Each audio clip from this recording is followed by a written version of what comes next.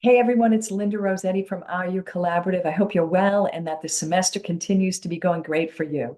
I'm here today to talk about on-ramps or how we start the conversation with respect to HAIL, right? HAIL is a reframing technique that is designed to help student users get new perspectives on the challenges they face, whether those are academic, social, personal, what have you.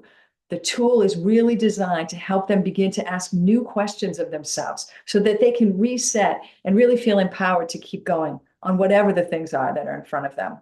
So oftentimes we get asked, well, I don't really know how to start this conversation. And here's two ideas for you, right? One is to reference the fact that you've just been trained, right?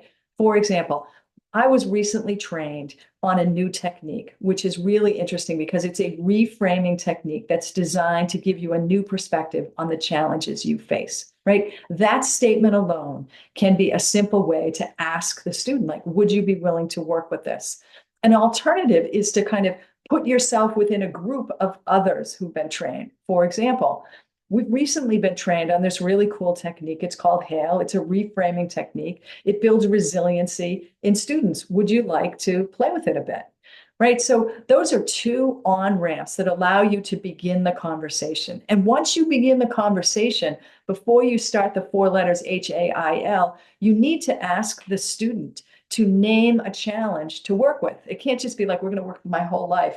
We want them to name an exact challenge, like, hey, I have a roommate challenge, or I just failed my midterm, or I think I'm in the wrong major, right? We ask them to be very granular, name the challenge. And once we have that, we begin to ask one question at each of the four letters: H, honor; A, ask; I, influence; L, learn.